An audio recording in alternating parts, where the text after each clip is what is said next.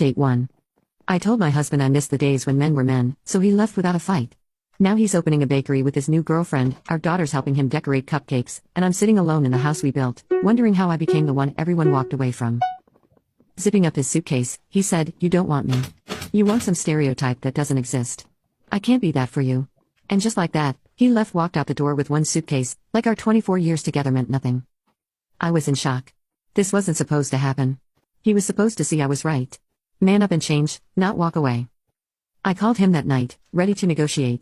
"We can go to therapy," I offered. "Both of us, to work through our issues." "My only issue is that my wife doesn't accept me for who I am," he said. "Are you going to therapy to work on that?" I was speechless. The audacity. "I'm willing to go to therapy to help you understand what I need in a husband," I managed. He actually laughed. "Goodbye, Brenda." And hung up.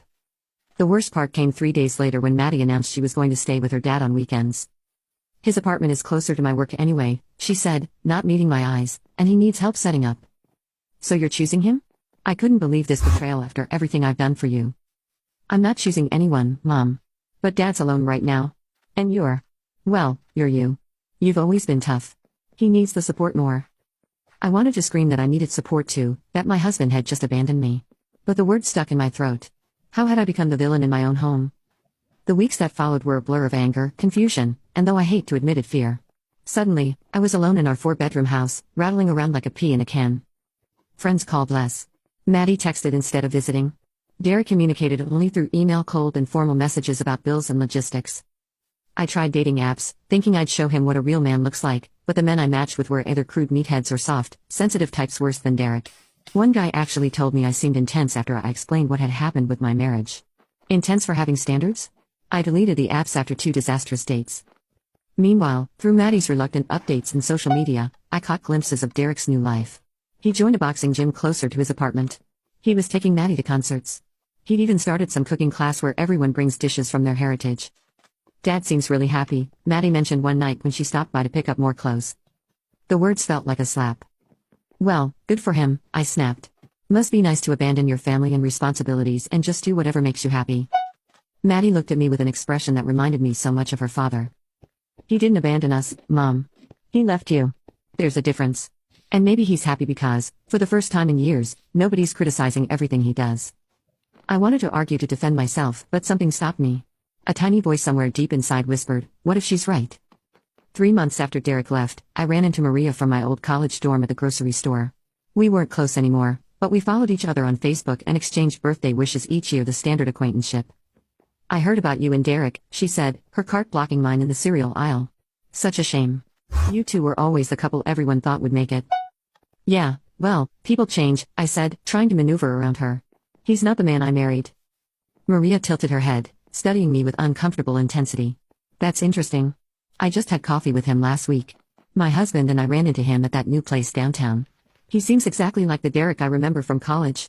Kind, funny, confident in who he is." My stomach clenched.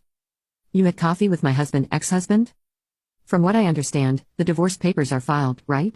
She had the decency to look a little embarrassed. "Anyway, it wasn't planned. We just bumped into each other. He was with some woman from his cooking class." "He was with someone?" The cereal box I was holding suddenly felt very heavy. "Just a friend, I think, but they seemed close." Maria checked her watch. "I should get going. Good to see you, Brenda." As she walked away, I stood frozen in the cereal aisle, a box of Cheerios clutched in my hand like a lifeline. Derek was moving on, making new friends, taking classes, dating, maybe building a whole life without me. And here I was, still stuck in the anger phase, still blaming him for everything. That night, I couldn't sleep. I kept thinking about what Maddie had said about Derek being happy because no one was criticizing him. Was that really how he had felt all these years? Had my helpful suggestions actually been constant criticism? I'd only wanted him to be his best self. Was that so wrong? But as dawn broke, an uncomfortable thought formed: what if his best self was exactly who he already was? A man confident enough to bake bread and listen to Taylor Swift without worrying what others thought. A man wise enough to walk away from pointless confrontations. A man secure enough in his masculinity that he didn't need to prove it to anyone. And what did that make me? A woman so insecure in her own choices that she needed to control her husband. A woman who valued perception over authenticity. A woman now sitting alone in an empty house while her family moved on without her. 6 months after Derek left, the divorce was final. He was fair in the settlement, more than fair, according to my lawyer. We sold the house and split the proceeds. He didn't fight me on anything material. I just want this to be over, he told the mediator. Not angry, just finished. The final blow came when Maddie announced she was moving in with her dad permanently.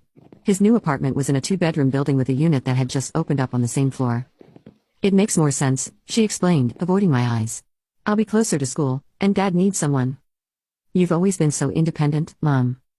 Independent? Was that what people saw when they looked at me? Not strong or confident, but isolated. When had independent become a euphemism for alone? I moved into a condo closer to work, half the size of our family home but still too big for just me.